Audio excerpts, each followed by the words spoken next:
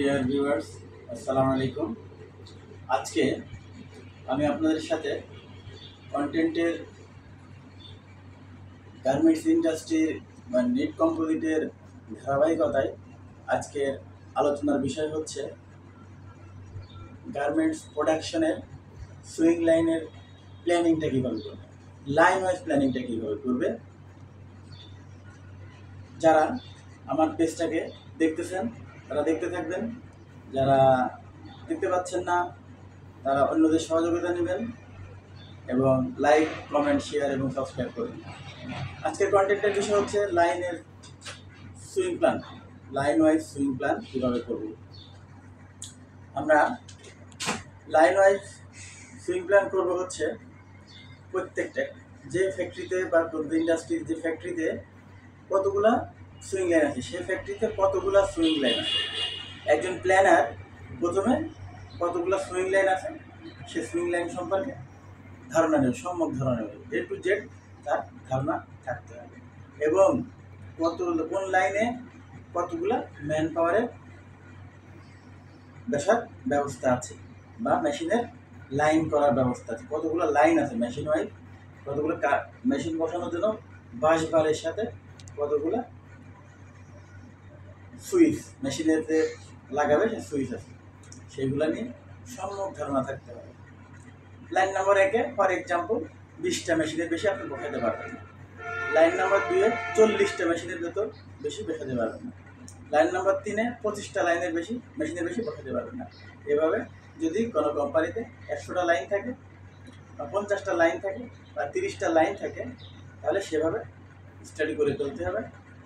তাহলে line wise কতগুলো আমি ম্যান বসাইতে পারবো, অপারেটর বসাইতে পারবো। এবং শুধু অপারেটর বসালে হবে না, স্পেসও লাগবে, হেল্পারেরও কাজ করতে হবে, কোয়ালিটি ইন্সপেক্টরও কাজ করবে, সব মিলায়ে এবং এই বুটসগুলো যাবে সেভাবে সব মিলায়ে লাইন করার পরে দেখতে হবে যে কতগুলা লাইন আছে এবং কতগুলো লোক বসাতে পারে।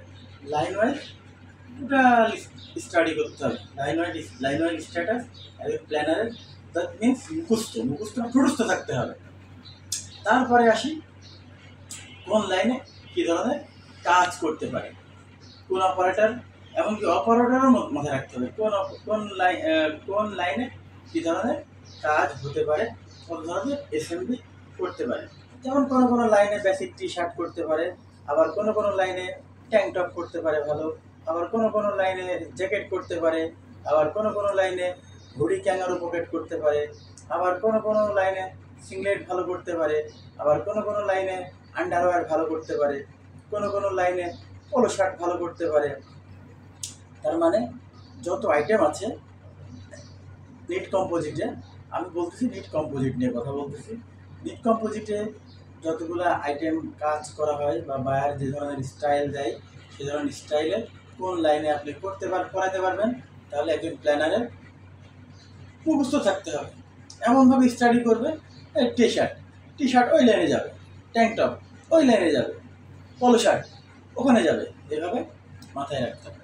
এখন সুন্দর করে প্রজেকশনটা করে এক পেজে টোটাল অর্ডার, এই মাসে কত অর্ডার আছে টোটাল, শিপমেন্ট ডেটকে বেচ করে একটা চার্টে টোটাল ফিগারটা নিয়ে আসতে হবে, style wise, buyer wise, quantity wise. যদি স্টাইল, অনেক সময় স্টাইল ছোটো এক কোম্পানির এক আইটিতে এক রকম, কোনো কোম্পানি ছোটো অর্ডার কোয়ান্টিটি করতে পছন্দ করে, আবার কোনো কোম্পানি ছোটো কোয়ান্টিটি করে না, বড় কোয়ান্টিটি, বড় স্টাইলের কোয়ান্টিটি স্টাইল করে। সো প্ল্যানারের কোনো অসুবিধা নেই, ছোটো হইতে পারে বড় হইতে পারে প্ল্যানারের। তো আমার লাইন বোঝাই আছে যে আমার কোন লাইনে কোন স্টাইল করতে পারে। সো যে স্টাইলে হোক না কেন বা যত ধরনের ছোটো কোয়ান্টিটি হোক না কেন, আমাকে প্রধান লাইনের লোডিংয়ের ক্যাপাসিটি স্টাডি করে ফেলতে হবে। তাহলে একজন প্ল্যানার ভালোভাবে প্ল্যান করতে পারবে, না হলে স্টাডি না করলে প্ল্যান করতে পারবে না। তার মানে প্ল্যানারের মেশিনের ধারণা থাকতে হবে, এসএমবির ধারণা থাকতে হবে, স্টাইলের ধারণা থাকতে হবে, অপারেটরের ধারণা থাকতে হবে, কে কোন ধরনের কাজ করতে অভ্যস্ত, কে কোন ধরনের কাজ করতে পারে ভালো পারে। যদি আমি ফর এক্সাম্পল যদি জ্যাকেটের লাইনে যদি টি শার্ট দিই, টি শার্টের লাইনে পোলো শার্ট দিই, পোলো শার্টের লাইনে ট্যাঙ্ক টপ দিই, তাহলে দেখবেন যে কোয়ালিটি সম্পন্ন গুডস প্রডিউস করতে পারছে না, প্রোডাকশন হচ্ছে না।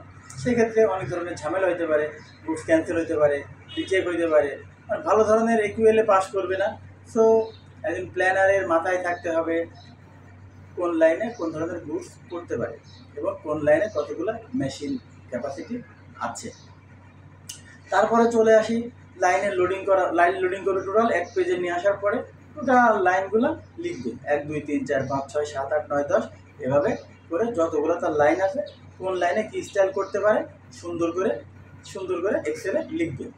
যদি কোনো কোম্পানিতে সফটওয়্যার থাকে তো ভালো, যদি সফটওয়্যার না থাকে অসুবিধা নাই, এক্সেলে এটা করা যায়। প্রত্যেকটা লাইন লিখে যে স্টাইল যে লাইনে করতে পারে সেই লাইনে রানিংগুলো বসাই দিবে। তারপরে রানিংগুলো বসানোর পরে আসবে নেক্সট প্ল্যানে 1 নম্বর লাইন আবার এটা শেষ করার পরে কী ঢুকবে, 2 নম্বর লাইনে ওটা রানিংটা শেষ করার পরে কী ঢুকবে, এভাবে রানিং নেক্সট 3টা এক স্টাইলে 3টা করে স্টাইল বসাবে, 3টা করে রেফারেন্স নাম্বার বসাবে। তাহলে 3টা করে বসাবে, অথবা এভাবেও করতে পারে পুরা মাসের অর্ডারটাও একবারে বসাই দিতে পারে, সেটাও ভালো হয়।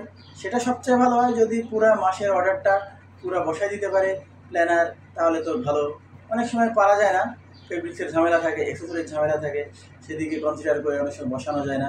সো আমরা যদি কনক্রিট প্ল্যান করতে চাই তাহলে রানিং নেক্সট 3 নম্বরটা পর্যন্ত শিপমেন্ট ডেটকে অনার করে লাইনে লোডিং দেওয়া যেতে পারে, অথবা ফুল মাসের প্ল্যানিংয়ের কোয়ান্টিটি, ফুল মাসের প্রোজেকশনের কোয়ান্টিটি নিয়ে একবারে বসায় দেওয়া যেতে পারে।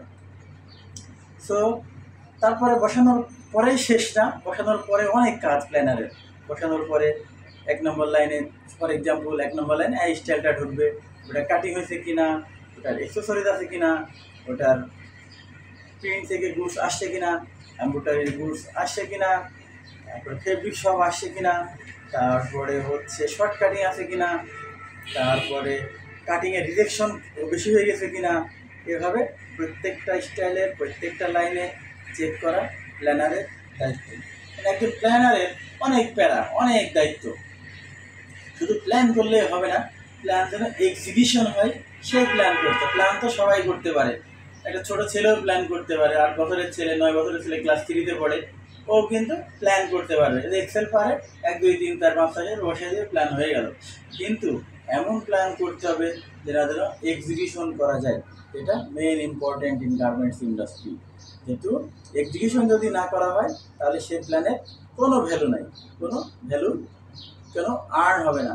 সো লস প্রজেক্ট, এটা একটা লস প্রজেক্টে দাঁড়াবে। প্ল্যানার শুধু প্ল্যানই করবে না, এক্সিকিউশন যেন হয় সেভাবে, ভালোভাবে যেন এক্সিকিউশন হয় সেভাবে সে প্ল্যান করবে। তাহলে তাকে চেক করতে হচ্ছে লাইনে প্ল্যান বেশি বসায় সে ক্ষান্ত নয়, ক্ষান্ত থাকলে লাইনে চলবে না। তাহলে তাকে চেক করতে হবে তার লাইন ওয়াইজ যে গুড ঢুকবে, কবে ঢুকবে, তার এমব্রয়ডারি পার্ট এসে হাতে রেডি হয়ে গেছে কিনা, এমব্রয়ডারি পার্ট রেডি হয়েছে কিনা, প্রিন্টের পার্ট রেডি হয়েছে কিনা, এবং তার সমস্ত অ্যাক্সেসরিজ রেডি হয়েছে কিনা, তার সমস্ত ফেব্রিক্স এসে রেডি হয়েছে কিনা, তার কাটিং ফুল কমপ্লিট করে রেডি আছে কিনা, ইনপুটের জন্য রেডি হওয়ার ইনপুট কিনা, রানিংটা নিয়ে, মূলত রানিংটা নিয়ে এবং নেক্সটটা নিয়ে কাজ করলে প্ল্যানারে ভালো। 3 নম্বরটা নিয়ে অন্য ডিপার্টমেন্ট কাটিং কাজ করতে পারে, সবাই সব প্ল্যানিংয়ের কাজ করার পরে ডিক্লেয়ার প্ল্যান সার্কুলার করার পরে সবাই কাজ করবে। অ্যাক্সেসরিজ টিম অ্যাক্সেসরিজ কাজ করবে, প্রিন্টিংয়ের টিম প্রিন্টিং কাজ করবে, এমব্রয়ডারি টিম এমব্রয়ডারি নিয়ে কাজ করবে, সুইং কাটিংয়ের কাজ কাটিং সেকশন কাটিংয়ের কাজ নিয়ে কাজ করবে। যে সব লাইনে যোগান দেওয়ার জন্য সবাই কাজ করবে। যেহেতু ডেট আছে, অমুক গুডসটা 1 নম্বর লাইন অমুক তারিখে ঢুকবে, তার আগেই 2 দিন আগেই আমার গুডসটা রেডি থাকতে হবে। অনেক সময় কী হয় যে প্ল্যান বসাই দিয়েছে, পিভি অ্যাপ্রুভালই হয়নি, ওই সব প্ল্যানের এটা প্ল্যান যে মার্চেন্ডাইজিং থেকে দেখতে হবে যে তার ইনপুট ডেট কবে, তার আগে সব ক্লিয়ার, সপ্তাহে ক্লিয়ার করে দিতে হবে যে ইনপুট যেন গ্যাপ না যায়। এবং যেহেতু based on shipment planner plan করেছে, কিন্তু বেসড অন শিপমেন্ট ডেটকে অনার করে প্ল্যানার প্ল্যান করেছে। সো শিপমেন্ট যদি অন টাইম করতে হয় তাহলে প্ল্যানারের প্ল্যানকে ফলো করে সবাই কাজ করতে হবে। তাহলে দেখবেন যে শিপমেন্ট হয়ে যাচ্ছে, কোনো ব্যারিয়ার নেই, কোনো ঝামেলা নেই, কোনো হই হুল্লোড় নেই, অটোমেটিক শিপমেন্ট হয়ে যাচ্ছে। এবং যদি এভাবে চলতে পারে কোনো কোম্পানি, ইফিসিয়েন্সি অবশ্যই ভালোর দিকে সর্বোচ্চ স্তরে পৌঁছে যাবে। এবং ইফিসিয়েন্সি যদি ভালো হয়, সে কোম্পানি গ্রোজের আস্তে আস্তে উঠতে থাকবে, উপরের দিকে উঠতে থাকবে এবং ভালো প্রফিটেবলে পৌঁছায় যাবে। আর কোম্পানি যদি ভালো থাকে, এমপ্লয়ি যারা আছে, যারা এমপ্লয়ি আছে তারাও ভালো থাকবে। আর কোম্পানি যদি ভালো না থাকে, এমপ্লয়ি কখনো ভালো থাকতে পারে না। সো সুইং লাইনের প্ল্যানটা খুব ইম্পর্টেন্ট একটা বিষয়। এই সুইং লাইনকে সবাই সাপোর্ট দিতে হবে। সাপোর্ট দিবে মার্চেন্ডাইজিং, সাপোর্ট দিবে স্টোর, কাটিং, সবাই procurement that mean supply chain management, যেটা সবাই ওরা সাপোর্ট দিবে। যদি প্ল্যান বসায় দিলাম অ্যাক্সেসরিজ আসে নাই, তাহলে সেই প্ল্যানের কোনো ভ্যালু নাই। প্ল্যান বসায় দিলাম ফেব্রিক্সই আসে নাই, সুতায় আসে নাই। প্ল্যান বসায় দিলাম বাটন আসে নাই। প্ল্যান বসায় দিলাম প্রিন্টের গুডস আসে নাই। প্ল্যান বসায় দিলাম এম্ব্রয়ডারি গুডস আসে নাই, তাহলে এটা হবে না, এটা এক্সিকিউশন করা খুব কঠিন হয়ে যাবে। সো প্ল্যানারের প্ল্যানকে সবাই সম্মান করতে হবে। যেহেতু প্ল্যানার প্ল্যান করেছে বেসড অন শিপমেন্ট ডেট, বাইরের দেওয়া শিপমেন্ট ডেটকে মিট করার জন্য সুইং লাইনে সে প্ল্যান করেছে। সো বাইরের দেওয়া শিপমেন্ট ডেট যেহেতু প্ল্যান করেছে, সো বিশেষ করে মার্চেন্ডাইজিং পার্টটা খুব একটা ইম্পর্টেন্ট পার্ট। এখানে সুইং লাইনকে চালানোর জন্য মার্চেন্ডাইজারের ভূমিকা খুবই বেশি। যেহেতু মার্চেন্ডাইজারের পার্টটাই বেশি, সো মার্চেন্ডাইজারদের খুব চৌখস হতে হবে যে শিপমেন্ট ডেটকে অনার করতে হবে। এবং লাইন প্ল্যানকে যদি ফিটিং দেওয়া যায়, তাহলে অটোমেটিক তার শিপমেন্ট ডেট ম্যাচ করবে। সো আমার কন্টেন্টের ধারাবাহিকতায় আজকে ছিল সুইং লাইনের প্ল্যানটা আমরা কীভাবে করব, সেটা আপনারা পিছনের কন্টেন্টগুলো আপনারা দেখবেন, একটার পরে একটা দেখতে থাকবেন। যারা গার্মেন্টসে, টেক্সটাইল এবং গার্মেন্টস নিট কম্পোজিটে ফ্রেশার হিসাবে আসতে চান, বা যারা কাজ করতেছেন, অনেক ফ্যাক্টরিতে প্ল্যান ঠিক নেই, মানে কোন প্ল্যান ঠিক রাখতে পারে না। একটা পার্সেন্টেজ মধ্যে ঠিক রাখা যায়, ফুল প্ল্যান ঠিক রাখা যায় না। কিন্তু আমাদের কাজ করতে হবে যে প্ল্যান দেওয়া হয়েছে, সেই প্ল্যানটাকে সবাই মিলে এক্সিকিউট করতে হবে। এক্সিকিউট করলেও কিন্তু সাকসেস হওয়া যাবে। সো সাকসেস হলে দেখবেন এফিসিয়েন্সি ভালো হচ্ছে। প্ল্যানার কিন্তু প্ল্যান করেছে ওই জ্যাকেটের লাইনে জ্যাকেট, টি শার্টের লাইনে টি শার্ট, ট্যাঙ্ক টপের লাইনে ট্যাঙ্ক টপ, শিপমেন্ট ডেটকে ব্যাকওয়ার্ড ক্যালকুলেশন করে, শিপমেন্ট ডেটকে কনসিডার করে সে প্ল্যানে বসাইছে। সো সেটা যদি ফলো আপ করা যায় এবং এক্সিকিউশন করা যায়, তাহলে শিপমেন্টের কোনো ঝামেলা হবে না। সো এদিকে বিষয় লক্ষ্য রেখে চৌখস প্ল্যানার হতে হবে। চৌখস, সব কিছু অ্যারেঞ্জমেন্ট করে লাইনে ফিটিং দিতে হবে। সবার সাথে কথা বলতে হবে, সবাইকে বলতে হবে এবং সবাই তার প্ল্যানটা দেখবেও। এই হলো আজকে কন্টেন্টটা ছিল। যাই হোক, আপনারা যারা দেখতে থাকবেন আমার পেজটাকে লাইক, শেয়ার, কমেন্ট এবং সাবস্ক্রাইব করে আমি আপনাদের সঙ্গেই থাকতে চাই। ভালো থাকবেন এই কামনায়। সালাম আলাইকুম।